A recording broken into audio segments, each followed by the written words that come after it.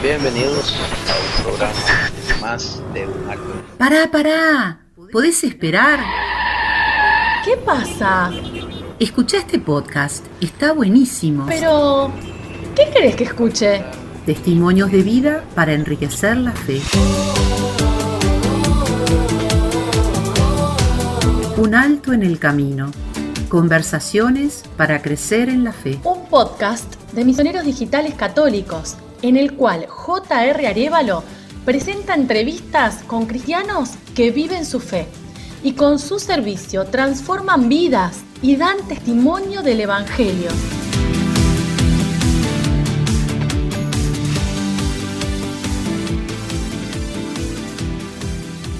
Bienvenidos a una nueva edición de Un Alto en el Camino. Soy J.R. Arévalo y en este programa me encuentro en la grata compañía del padre Juan Vélez, quien es de nacionalidad venezolana. Su familia es originaria de Colombia, específicamente de Medellín.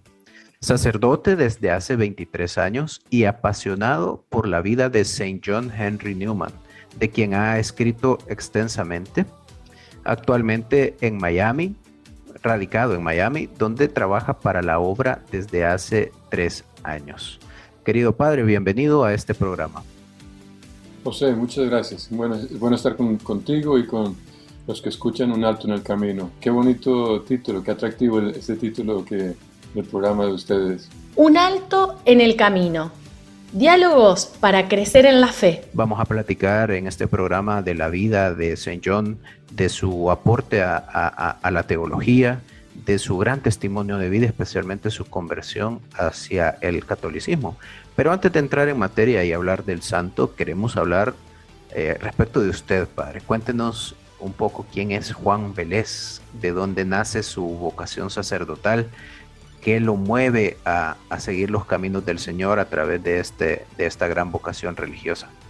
Sí, José. Mira, mis padres eran muy creyentes. Mi mamá vive, mi papá ya murió. Mis abuelos también muy creyentes, practicantes de la fe católica. Y desde pequeño en Venezuela aprendí a tener devoción a la Virgen, obviamente al Señor. Y luego creciendo en Inglaterra, porque nos mudamos a Inglaterra, allí me acuerdo yendo a misa con mis padres y celebrando las fiestas del Señor y de la Virgen. O sea que de pequeño tenía esa formación religiosa en la familia.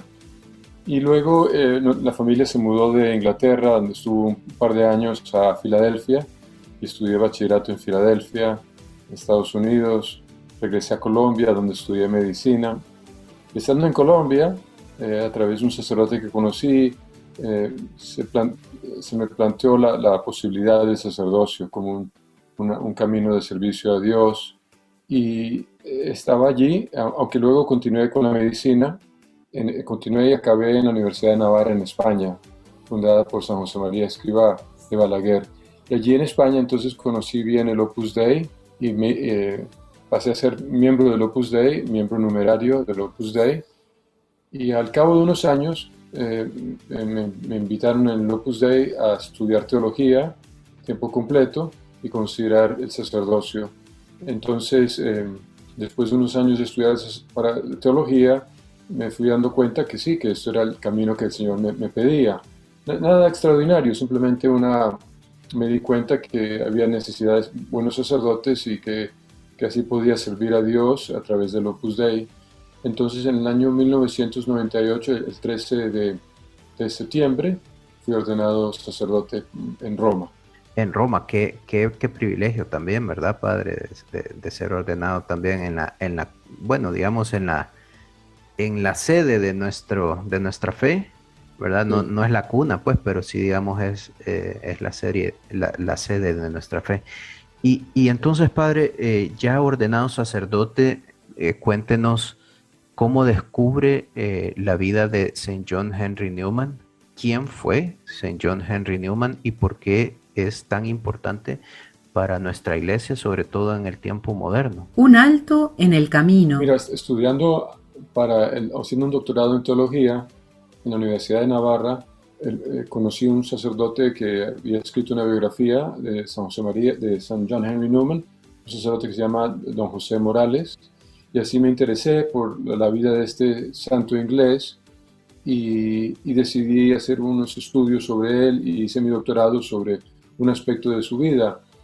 Y me impactó mucho su vida, su afán por conocer la verdad, su afán por defender la verdad. Él era anglicano originalmente y a través del estudio y de la oración llegó a convertirse al catolicismo.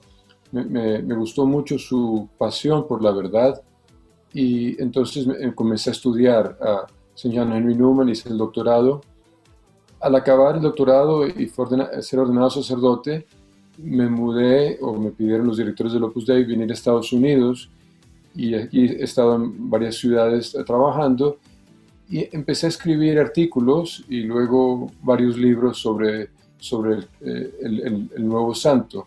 El nuevo santo, ahora les comentaré de su canonización, pero es una figura apasionante, la de St. John Henry Newman, y empecé, como digo, escribiendo algunos artículos, luego algunos libros. Como veremos ahora, espero, tiene mucho que enseñarnos en el tiempo actual, aunque él vivió del año 1801 a 1890, se vivió en el siglo XIX, casi todo el siglo XIX, tuvo una vida larga, murió poco antes de sus 90 años, de cumplir 90 años.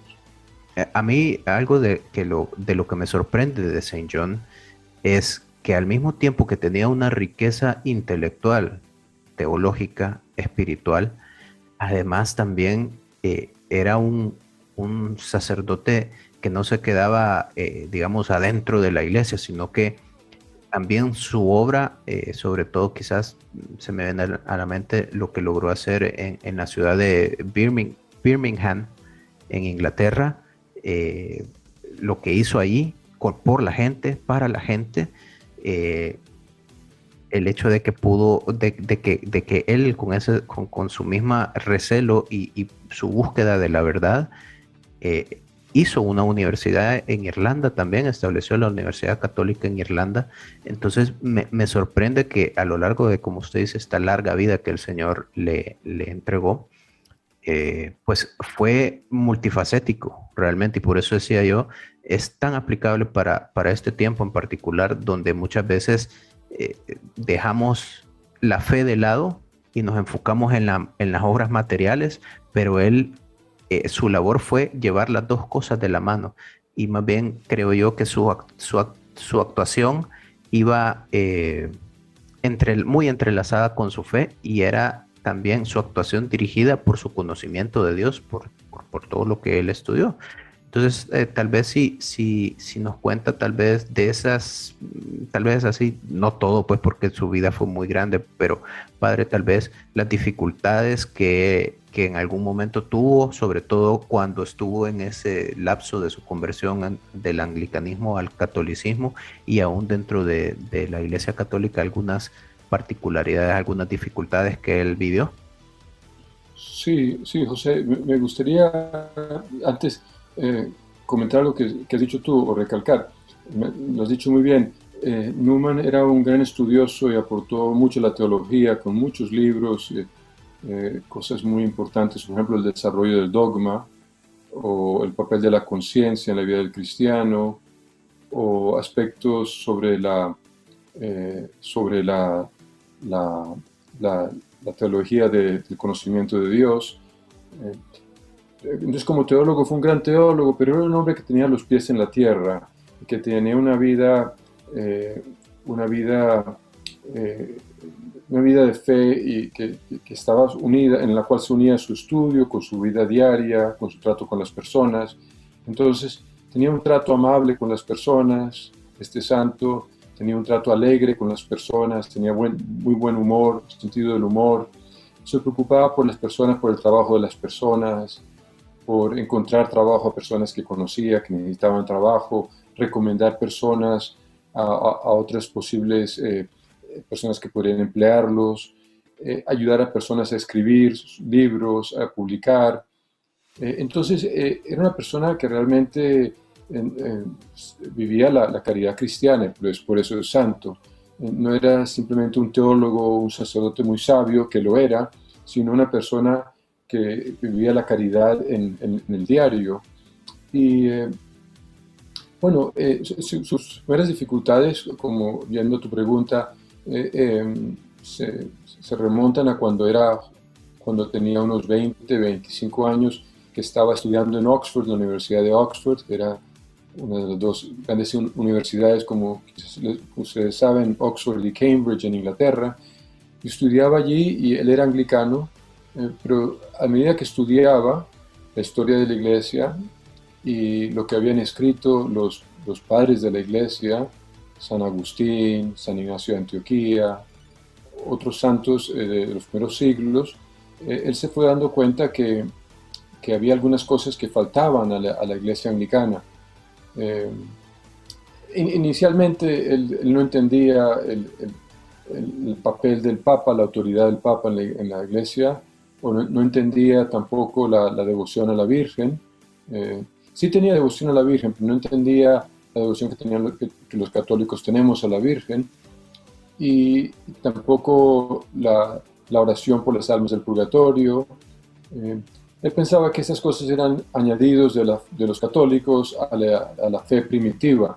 Pero a medida que fue leyendo sobre estos grandes padres de la iglesia, San Cipriano, San Atanasio, del siglo III y IV, se fue dando cuenta que allí ya ellos mencionaban muchas de estas cosas, y que esas cosas realmente eran fruto eran derivados directamente de la enseñanza de los apóstoles, derivaciones, o continuación, o directamente cosas que habían enseñado.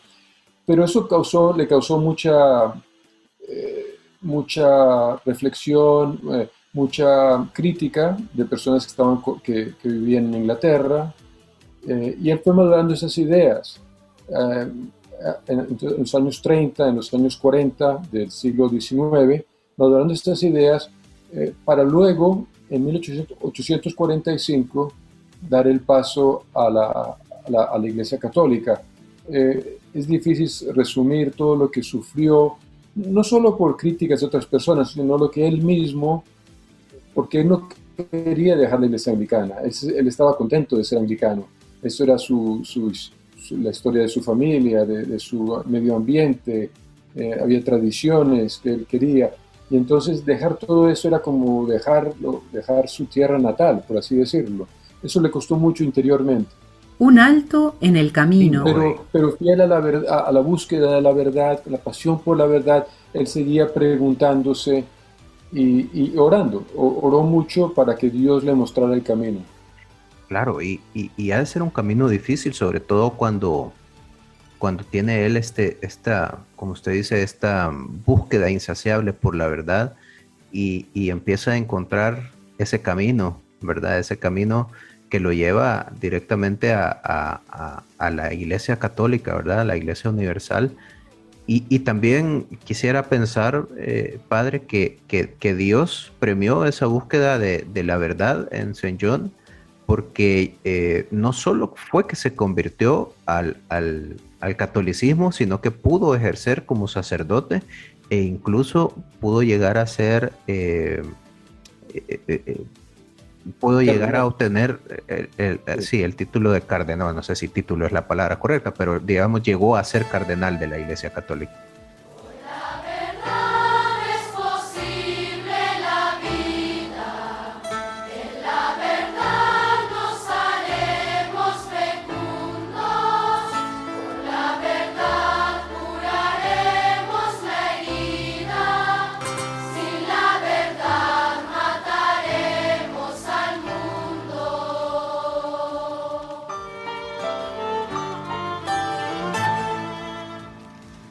La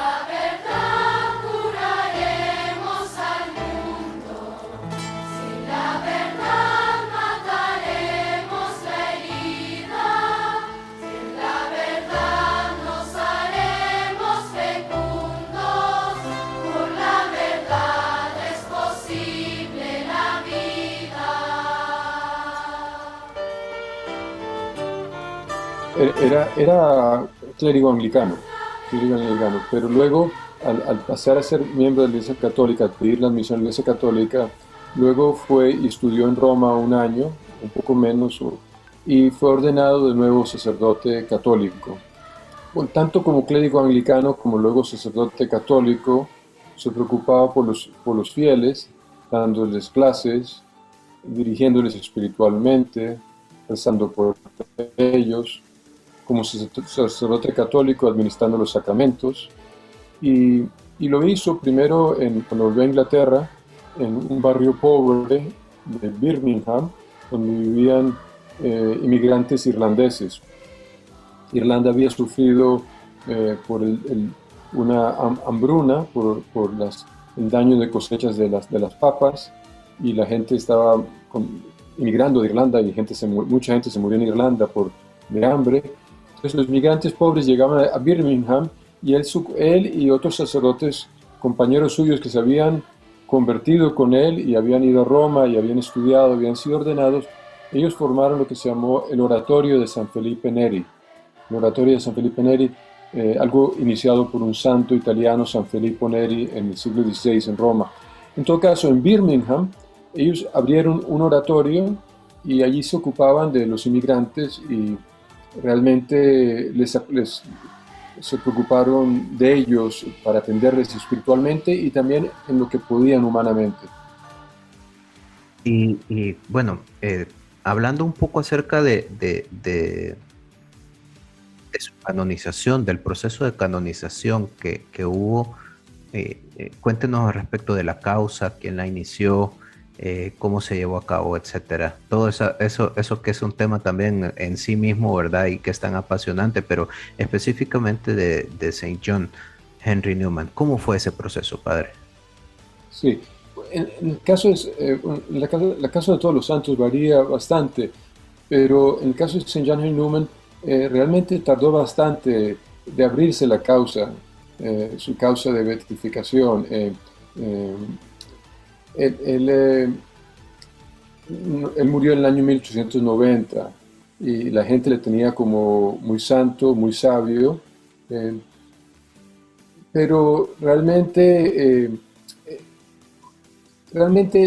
pronto después de su muerte, la gente que estudiaba a Newman era por sus escritos teológicos, el libro de Asentimiento de la Fe, el libro de El desarrollo del dogma, su libro La Apología Pro Vita Sua, una serie de libros se escribió y como, por así decirlo, se hizo como un santo para intelectuales. Y podemos decir quizás a veces que los intelectuales no es que se conozcan sobre todo porque rezan o tienen devociones a santos. Entonces Newman se quedó como este gran intelectual. Pero a mediados del siglo XX, algunas personas, el padre de San, D-E-S-S-A-I-N, otras personas, sacerdotes orotarianos del Oratorio de San Felipe Neri, comenzaron a promover su causa y luego fue declarado venerable, me parece que por Juan Pablo II, y luego se siguió estudiando su causa, no ya solo su vida intelectual, sino lo que tú decías al principio, la forma de vivir las virtudes, la caridad, su vida de oración, y pronto la gente se dio cuenta, sí, hay muchos méritos para beatificarlo, que es lo que hizo el Papa Benedicto XVI. Le beatificó en Inglaterra, en Birmingham. Y luego el Papa Francisco decidió canonizarle el 13 de septiembre del año 2019, apenas hace 2 años. Entonces, allí se llegó a fin esta gran realidad de reconocimiento de la santidad de Newman, de este santo del cual podemos aprender mucho. Enseguida hablaremos un poco de algunas cosas concretas que podemos aprender de St. John Henry Newman. Claro que sí, padre, y en ese sentido, pues, hablando de él mismo y de esta enseñanza, tanto de vida como teológica, ¿qué nos puede enseñar él acerca de la vida cristiana, digamos, sobre la fe en Dios, sobre la santidad misma. ¿Cuáles son, a su criterio, las enseñanzas más grandes que él nos deja? Sí, para mejor entender, y los oyentes de Un Alto en el Camino entender las enseñanzas de Newman, es bueno ver que él vivió en Inglaterra en un tiempo, bueno, aunque vivió casi todo el siglo XIX, pero mejor dicho, digamos, en Inglaterra hubo unos cambios muy fuertes del desarrollo industrial, en el cual, por un lado había pobreza, por otro lado había un creciente materialismo, por otro lado había un creciente agnosticismo y pérdida de la fe. Entonces, todas son cosas que, por así decirlo, han llegado a América Latina y a América del Norte en el siglo XX, pero ya lo estaban viviendo en el siglo XIX en Inglaterra. Entonces Newman, como muy consciente de esa realidad y de las causas de esa realidad, del agnosticismo, del materialismo, escribió muchos sermones. La gente iba a escucharle como anglicano y luego también como católico. Desde lejos iban a escucharle y se quedaban muy atentos cuando predicaba. Y muchos de sus sermones eran sobre la fe en Dios, explicando cómo la fe en Dios es un conocimiento verdadero, tan cierto como la ciencia, más cierto que la ciencia, porque por la fe nos lleva a conocer a Dios con la luz de la fe. La fe nos lleva a conocer a Dios como Dios se ha revelado a nosotros, como Dios se ha mostrado a nosotros. Y ese conocimiento que es posible mediante la revelación, la Sagrada Escritura y la tradición, es un conocimiento que tiene un peso fuerte, un peso grande, que es... entonces Newman desarrolla ese tema de la fe y que también cómo esa fe requiere una predisposición, que es la humildad. Si no tenemos una actitud humilde, pues nada nos va a convencer. Dios quiere darse a conocer, pero el hombre tiene que estar abierto a esa revelación de Dios. Y si el hombre no está abierto a esa revelación, pues no es posible conocer a Dios. Entonces, Newman dedica un tiempo a hablar de esto y hablar de también, por ejemplo, cómo en el conocimiento de las cosas, el conocimiento humano, hay muchos presupuestos que damos por contado, muchas cosas que damos por contado. Bueno, que también en la fe hay presupuestos que uno da por contado. Es decir, hay una serie de cuestiones que le llevan a uno al conocimiento de Dios. Uno es el conocimiento de la naturaleza.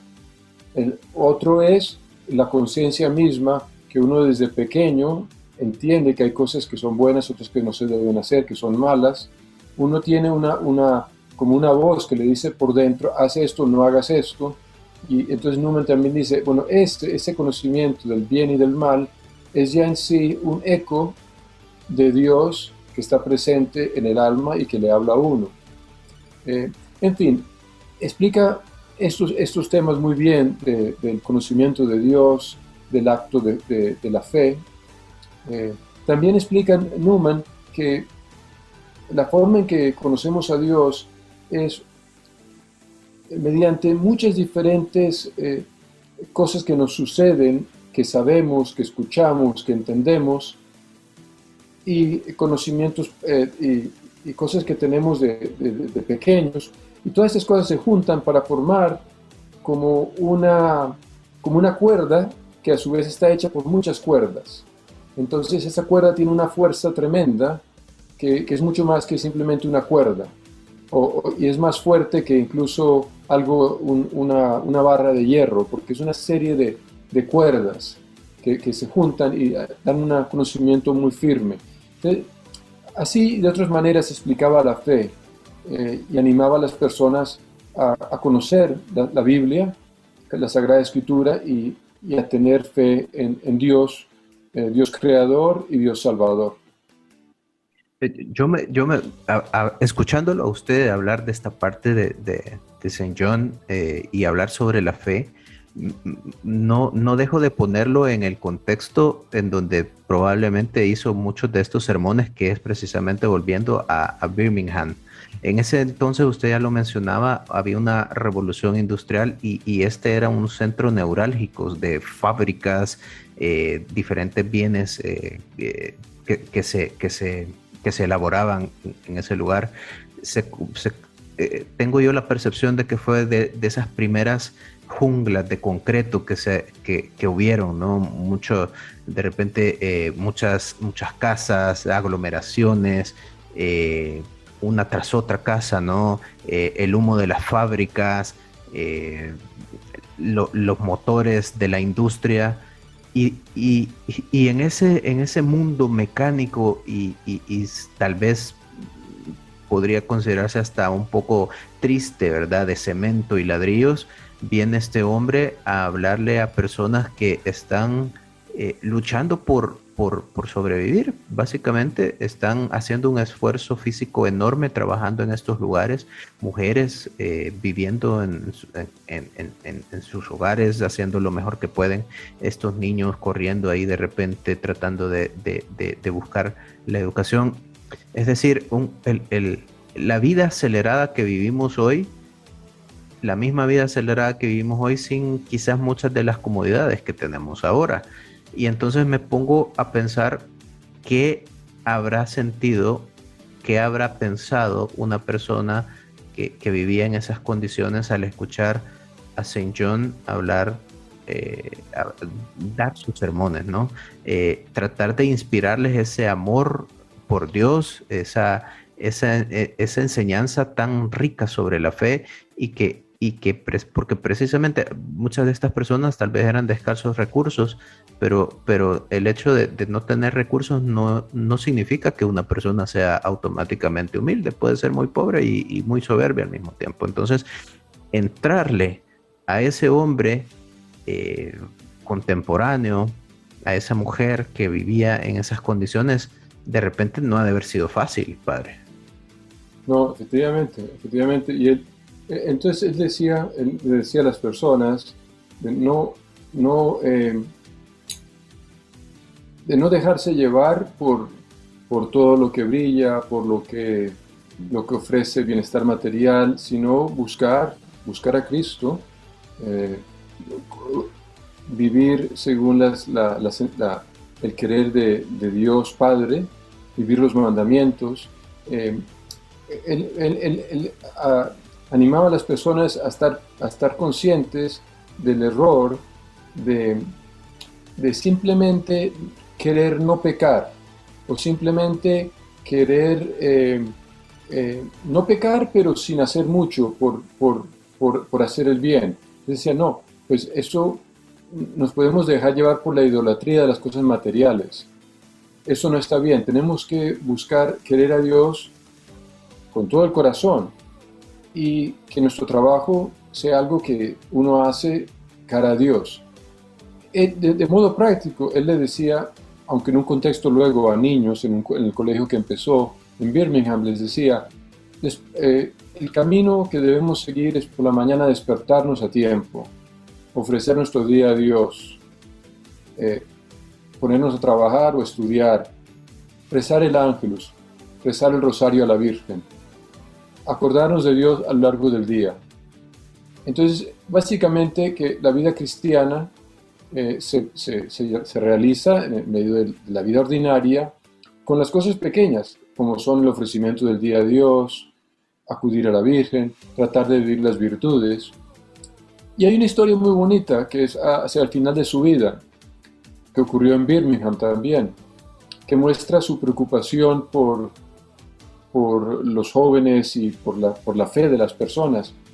Ya él tenía ya estaba muy mayor, era un cardenal, tenía 80 y tantos años, y en un día de invierno muy frío, le llegó noticia de que unas niñas católicas que trabajaban en una fábrica de un grupo protestante, que se le estaba obligando a hacer las oraciones con las demás personas protestantes que iban a esa fábrica, que tenían unas oraciones que decían.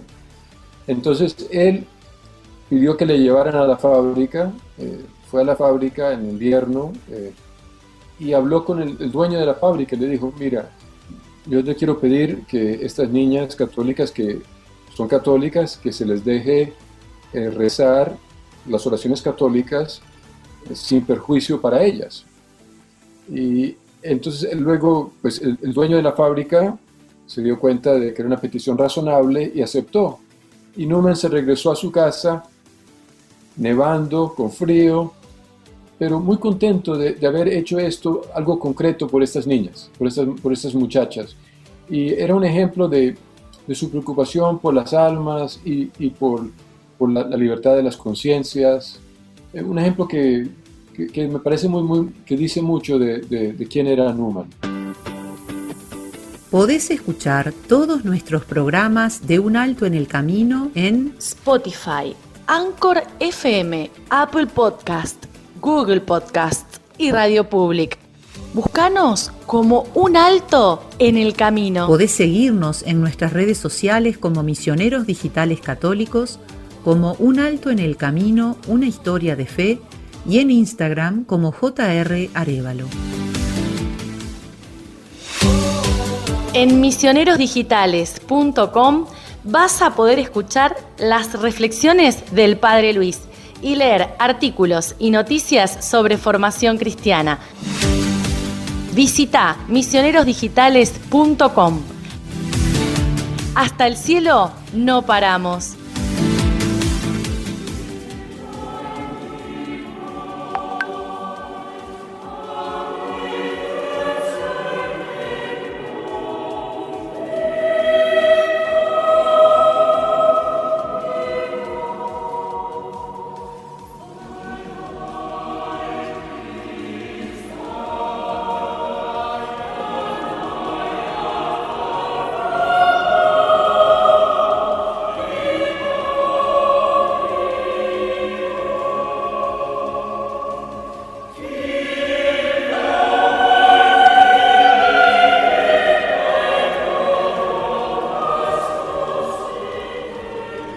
Seguimos platicando con el padre Juan Vélez acerca de la vida de Saint John Henry Newman, este santo maravilloso de la Iglesia Católica que tiene tanto que dar, bueno, dio tanto durante lo largo de su vida y tiene muchísimo que dar también para todos nosotros, especialmente nos quedábamos en la pausa, padre, hablando acerca de su preocupación por la persona individual, es decir, además de que escribió mucho, fue muy prolífico, hizo muchísima obra.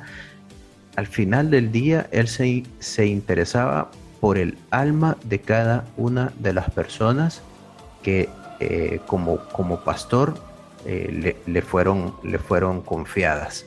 Y pensando en este tema acerca de las personas y quizás del individuo como tal, ¿qué enseñanza nos podría dejar Newman que, digamos, fuera aplicable hoy para quizás pensar menos en lo que yo quiero como individuo y más bien pensar en función primero de Dios y luego, como nos ha dicho el Papa Francisco, ser una iglesia en salida y buscar a las personas? Tal vez que nos enseña Newman acerca de la caridad, acerca de la amistad, acerca de la felicidad. Sí, José. Mira, quizás deberíamos decir, tú lo sabes, pero los oyentes también, que Newman en su tiempo insistió en la necesidad de los laicos, de los fieles católicos que son laicos. Los fieles incluyen sacerdotes religiosos, religiosas, pero entre los fieles la gran mayoría son laicos. Él insistió que los laicos están llamados a vivir la vida cristiana plenamente. Él hablaba de la santidad, de holiness. Y hay que decir eso porque en el siglo XIX y también en el siglo XX, más en el siglo XIX, se pensaba que los laicos lo importante es que fueran a misa y que cumplieran los mandamientos y punto. Ya eso era bastante. Pero eso es una idea equivocada. Los primeros cristianos, el Señor les pidió santificarse en su trabajo, y convertir a los demás y vivir la fe con todos los compromisos que los sacerdotes. Entonces, pero esa verdad se fue olvidando. La ha recordado San José María Escrivá en el siglo XX, que la santidad es para todos los hombres y mujeres. Pero en el tiempo de Newman, eso no era bien conocido. Entonces Newman insistió que, no, que todos los laicos tienen que tomarse muy en serio la vida cristiana, la práctica de la fe en su trabajo, en su vida de familia. Un aspecto de eso es la vida de oración. Entonces él rezaba los salmos, los salmos, y dedicaba un tiempo para lectura de la Sagrada Escritura cada día, para la oración. Entonces, y desde luego la Santa Misa. No todos pueden ir a la misa todos los días porque quizás por las distancias del trabajo o del estudio, pero los que pueden ir a misa, pues eso es una fuente de gracia inmensa, la mayor fuente de gracia, que es recibir a Jesucristo. Entonces Newman animaba a las personas a acudir a los sacramentos, y ahora bien, todos sí pueden sacar un rato, todas las personas, por más que trabajen, un rato para dedicarle a Dios de oración cada día, de leer 1 o 2 o 3 salmos, meditarlos. Entonces Newman hablaba de la importancia de eso, como todos los santos. O sea, el trato con Dios es a lo que Dios nos pide. El Señor nos invita a ser sus amigos, y eso se hace mediante la oración. Ese es un primer aspecto de lo que Newman enseñaba sobre la santidad. Y todos podemos preguntarnos, ¿qué importancia le doy a la oración en mi vida? Y estoy procurando tratar más a Dios, estoy procurando crecer en la oración. Es una pregunta que debemos hacernos con cierta frecuencia para mejorar. Pero hay otras cosas. Pues Newman también hablaba de que los laicos en sus ocupaciones son los que llevan a Dios al lugar de su trabajo. Entonces, él tenía amigos que eran abogados, amigos que eran maestros, profesores universitarios, doctores, periodistas, y él trataba de que ellos, bueno, amas de casa, esposas, mamás, él trataba de que ellos se dieran cuenta que Dios contaba con ellos, y que ellos deberían influir en su medio ambiente, dando buen ejemplo, llevando la fe cristiana. Entonces, esto hoy día nos suena muy, muy, muy conocido, aunque llevarlo a la práctica no es fácil. Pero en el tiempo de Newman esto era algo, por así decirlo, novedoso, que el cristiano está llamado a vivir la santidad en el trabajo, puede ser en el comercio, en el deporte, en la música. Y entonces esto es un compromiso que él recordaba a la gente. Y dicho todo esto, estoy aprendiendo últimamente, leyendo un libro, que Newman no solo tocaba el violín, sino que era un buen violinista, y tocó el violín a lo largo de toda su vida, y aprendió también, y hacía composiciones, y sabía mucho de música litúrgica y la importancia de la música, las características de la música litúrgica para la iglesia. Y me agradó mucho leer eso últimamente, porque es como si le dicen a uno, mira que el último santo tocaba la guitarra muy bien y sabía cantar muy bien. En el caso de Newman era el violín. Y eso me llama mucho la atención, o sea que la santidad no es algo para personas que están en un cuarto encerrados, en la iglesia encerrada, sino la santidad es para todos, y se puede vivir de muchas maneras. La santidad es alegría también, Padre. Claro. Y la alegría que da un violín. Claro. Es decir, la melodía, qué sé yo, pues cualquier persona que ha escuchado una obra clásica y ha escuchado un violín, es un instrumento tan noble que tiene la capacidad de alegrarnos, la capacidad de hacernos reflexionar.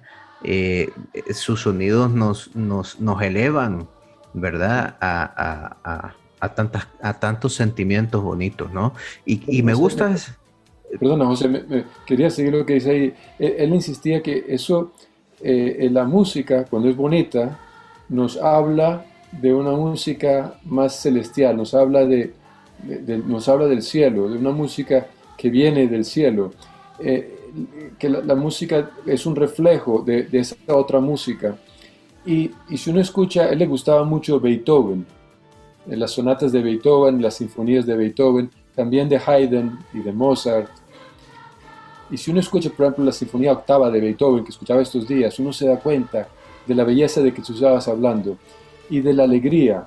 Él era un hombre con un buen sentido del humor, un hombre alegre, eh, y, y- pero esta alegría es algo que brota, brota de la vida cristiana, del trato de la amistad con Dios, pero también es algo que el cristiano eh, es alegre porque esa alegría que tiene de por dentro la comparte con los demás.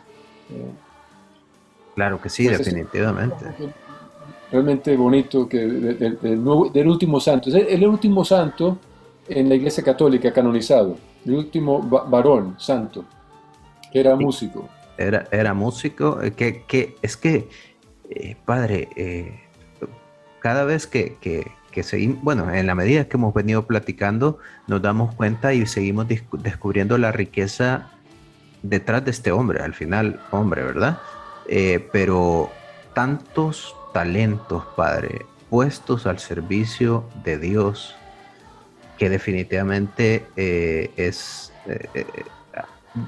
su vida es un regalo, su testimonio de vida es un regalo para todos nosotros que vivimos en este tiempo y tenemos la capacidad de leerle, de escucharle.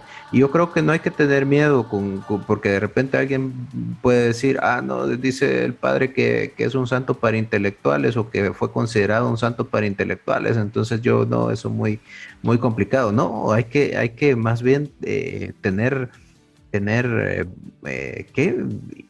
curiosidad, ¿verdad? Yo los invito a todos eh, a buscar su libro, padre, porque usted, bueno, tiene varios escritos acerca de Saint John, pero particularmente yo he tenido el agrado de leer su libro, no sé si es el último libro, pero se llama Cardenal Newman, un santo para el mundo de hoy, escrito por el padre Juan R. Vélez. Pueden irlo a buscar, los invitamos desde ya a todos nuestros oyentes eh, para que empiecen a conocer de la maravillosa vida de este santo, ¿verdad?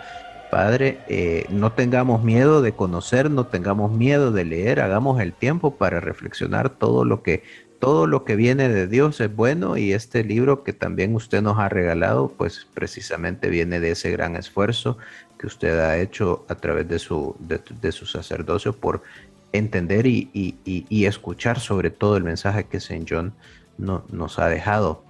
Y si pudiéramos, yo sé que es muy difícil porque pues estamos hablando de 90 años de vida, pero si pudiéramos, padre, de alguna forma condensar la enseñanza de Saint John y su labor educativa, bueno, ya hablamos acerca de cómo hablaba él de la fe y de la santidad, pero si pudiéramos condensar sus enseñanzas y su labor educativa, ¿cómo lo haríamos, padre?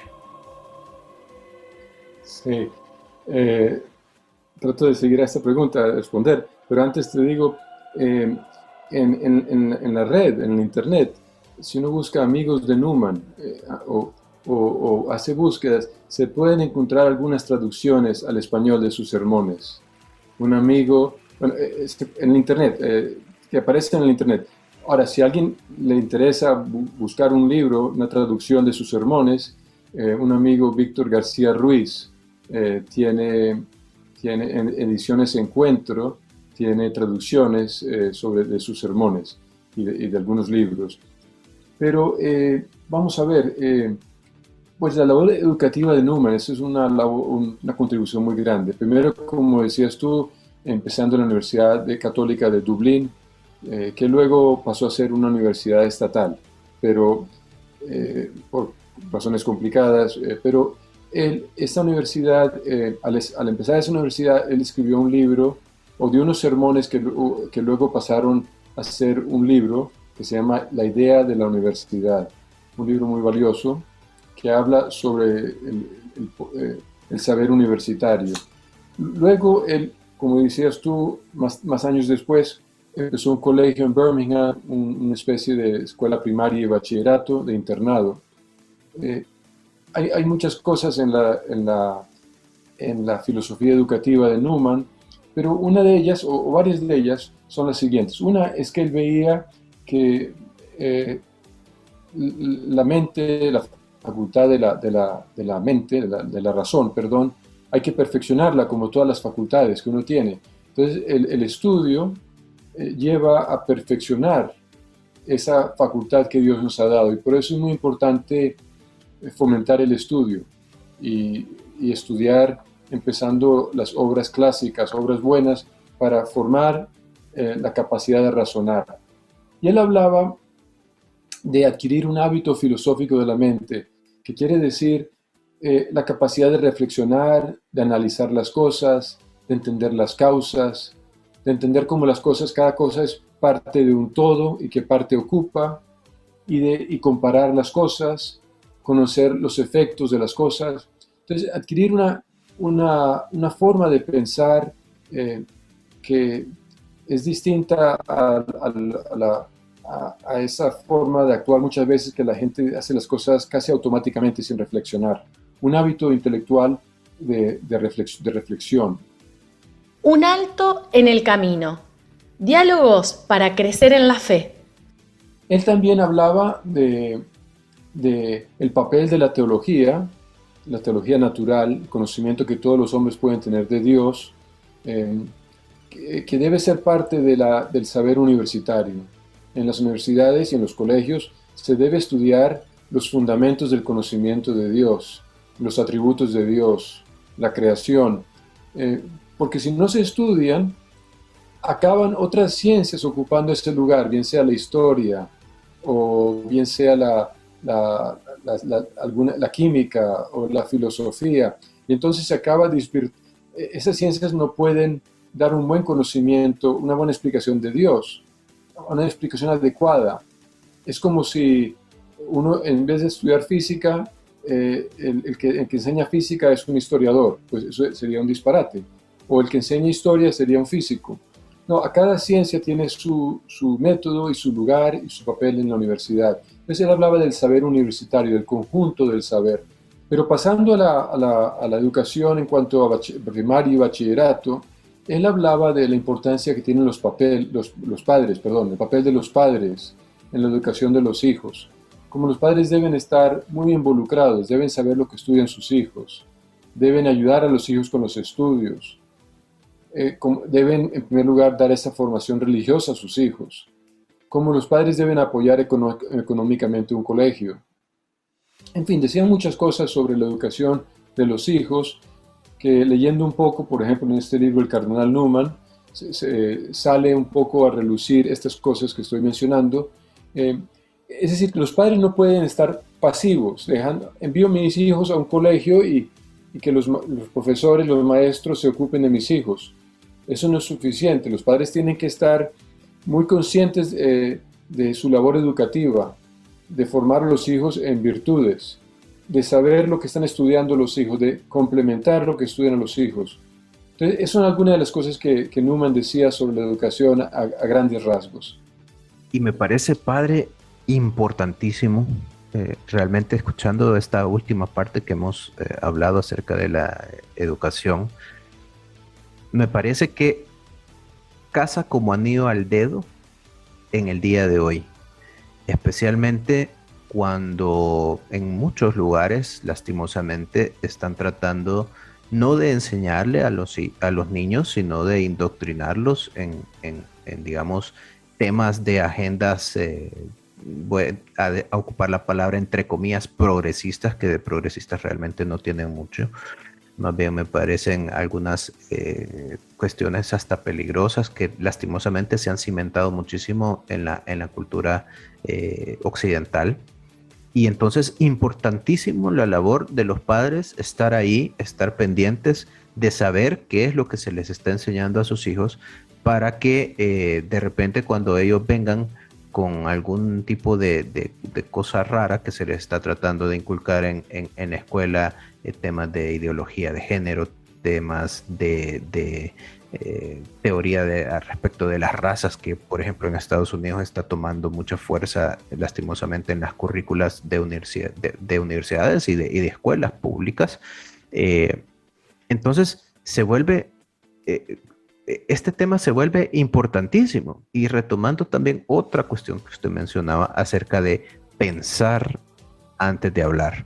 Usted lo dijo con digamos, muchas palabras bonitas, pero el mensaje que me queda a mí y quizás que quisiéramos transmitirle a los oyentes es, en este día en que estamos a nada de poder emitir una opinión en Twitter, en Facebook o en cualquier otra red social, simplemente agarramos nuestro teléfono y le damos enviar, tenemos que tener la capacidad de tener un pensamiento crítico, de escuchar algo, de analizarlo y luego ver si realmente tengo algo que decir al respecto, ¿verdad? Hoy pareciera de que estamos viviendo en una época donde abro la boca porque tengo que decir algo y no abro la boca porque hay algo que tengo que decir. Es que es bien diferente, ¿verdad? No es lo mismo tengo que decir algo a por decirlo, pues nada más, solo porque tengo que emitir una opinión o porque tengo que tratar de ganar likes o protagonismo. No es lo mismo, tengo que decir algo a hay algo que tengo que decir, ¿verdad? Es claro, bien diferente. Claro, entonces, lo has dicho muy bien, esto de la importancia de pensar las cosas, de leer, como decías, y leer libros recomendados, no cualquier libro, de no dejarnos llevar por los medios de comunicación, las redes sociales, de pausar, de reflexionar, de estudiar el catecismo de la Iglesia, estudiar la Sagrada Escritura. Casi no he dicho nada de lo que decía Newman sobre la Sagrada Escritura, pero era fundamental el estudio de la Sagrada Escritura y conocer lo que decían los santos sobre la Sagrada Escritura y también los papas y los concilios que nos ayudan a entender las Sagradas Escrituras, nos transmiten, pero tenemos que estudiar y pensar y leer y hablar con personas antes de estar dando opiniones o enviando mensajes. Muchas veces no actuamos correctamente, estamos actuando sin pensar, ¿verdad? Claro. Como decías tú. Claro, y yo siempre he dicho, muchas cosas en la vida requieren un esfuerzo consciente de nuestra parte, es decir, tenemos que ser esforzados. Y creo que si nos queda algo de todo lo que hemos platicado es que Saint John Henry Newman fue un hombre esforzado que trató de hacer el bien, hizo muchísimo bien, pero se esforzó porque todo lo que escribiera fuera lo mejor, que todas sus acciones fueran lo mejor, y obviamente la recompensa ahí está. Tenemos la certeza porque nuestra Iglesia Madre lo ha dicho y lo ha aseverado, que forma parte de esa iglesia triunfante allá en el cielo y te lo tenemos como intercesor allá en el cielo. Padre, el tiempo se nos va como arena entre las manos. Yo quiero, sí, por favor, para cerrar este programa, que nos repita la información acerca de su libro, dónde lo podemos buscar, y también si nos repite la información respecto de los sermones de Saint John, invitando a todos nuestros oyentes a que de verdad, por lo menos en Google, pongan Saint John Henry Newman y empiecen a explorar la vida de este gran santo. Muchas gracias, José. Para los que están escuchando en un alto del camino, el libro se llama El Cardenal Newman, un santo para el mundo de hoy.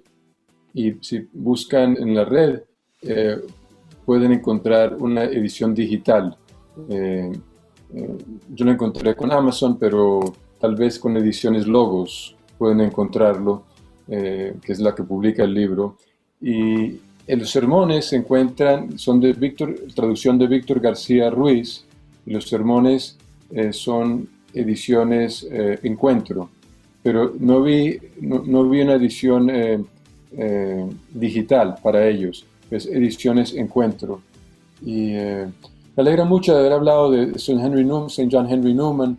Él le dio gran valor al trato personal, a la amistad, tuvo muchísimas amistades a lo largo de su vida, y habló de que transmitimos la fe a través de la amistad, el contacto personal con las personas. Y bueno, siento que hablando contigo, conversando, me has edificado a mí, José, y espero que hemos ayudado a los que están escuchando. Y la amistad es un regalo de Dios, ciertamente un gran regalo de Dios, y por medio de la amistad crecemos y transmitimos el amor de Dios a las personas. Y eso no solo obviamente en conversaciones como esta, sino en el trato diario con las personas, en familia, en el trabajo. Allí es donde vivimos la vida cristiana, lo que nos pide Dios. Así es, Padre, y no me queda más que agradecerle por dedicarnos este espacio. Sabemos que tiene muchísimas actividades que hacer. De verdad nos sentimos honrados que haya aceptado la invitación a este programa. Nuevamente les dejo a todos nuestros oyentes Cardenal Newman, un santo para el mundo de hoy, por el Padre Juan R. Vélez, y sus sermones de parte de Víctor García Ruiz. Búsquenlos, edifíquense, edifiquémonos todos, hagamos iglesia, salgamos en marcha con conocimiento de a quién seguimos y por qué lo seguimos y por qué amamos a Dios. Padre, muchísimas gracias. Gracias a todos nuestros oyentes, y no me queda más decirles que nos volveremos a encontrar en el abrazo de Dios. Padre, unas palabras finales. José, muchas gracias. Que Dios te bendiga a los oyentes. En nombre del Padre, del Hijo, del Espíritu Santo. Amén. Y que San Newman nos ayude a todos a acercarnos a Dios. Amén. Así sea, Padre. Muchísimas gracias. Hasta aquí llegó Un Alto en el Camino. Ahora podés continuar en tu caminar. Nos encontramos en el próximo programa con otra historia de fe.